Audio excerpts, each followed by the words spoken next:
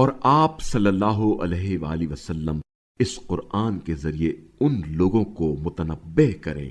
جو اس بات کا خوف رکھتے ہیں کہ وہ اپنے رب کے سامنے ایسی حالت میں جمع کیے جائیں گے کہ اللہ کے سوا ان کا نہ کوئی کارساز ہوگا اور نہ شفاعت کنندہ، شاید وہ تقوی اختیار کریں۔ اور جو لوگ صبح و شام اپنے رب کو پکارتے ہیں اور اس کی خوشنودی چاہتے ہیں، انہیں اپنے سے دور نہ کریں، نہ آپ پر ان کا کوئی بار حساب ہے اور نہ ہی ان پر آپ کا کوئی بار حساب ہے کہ آپ انہیں اپنے سے دور کر دیں۔ بس اگر ایسا کیا تو آپ صلی اللہ علیہ وآلہ وسلم ظالموں میں سے ہو جائیں گے۔ اور اس طرح ہم نے ان میں سے بعض کو بعض کے ذریعے یوں آزمائش میں ڈالا کہ وہ یہ کہہ دے کہ کیا ہم میں سے یہی وہ لوگ ہیں جن پر اللہ نے فضل و کرم کیا ہے۔ کہہ دیجئے، کیا اللہ اپنے شکر گزار بندوں کو بہتر نہیں جانتا؟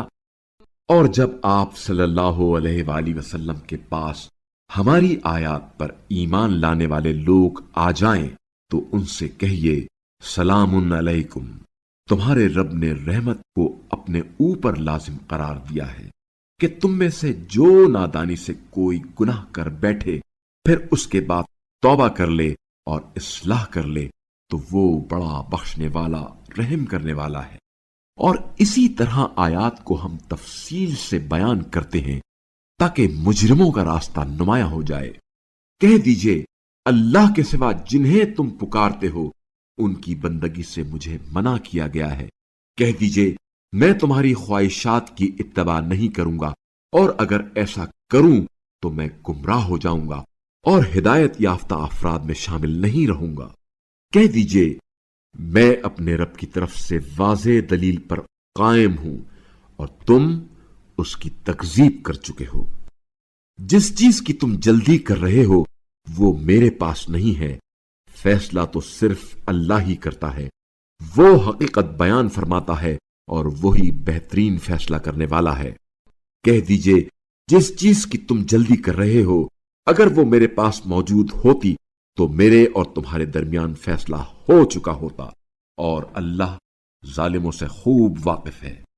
اور اسی کے پاس غیب کی کنجیاں ہیں جنہیں اس کے سوا کوئی نہیں جانتا، اور وہ خشکی اور سمندر کی ہر چیز سے واقف ہے، اور کوئی پتا نہیں گرتا مگر وہ اس سے آگاہ ہوتا ہے، اور زمین کی تاریکیوں میں کوئی دانہ اور خشک و تر ایسا نہیں ہے جو کتاب مبین میں موجود نہ ہو۔ اور وہی تو ہے جو رات کو تمہاری روحیں قبض کرتا ہے اور دن میں جو کچھ تم کرتے ہو اس کا علم رکھتا ہے، پھر وہ دن میں تمہیں اٹھا دیتا ہے تاکہ معینہ مدت پوری کی جائے، پھر تم سب کو اسی کی طرف لوٹ کر جانا ہے، پھر وہ تمہیں بتا دے گا کہ تم کیا کرتے رہے ہو۔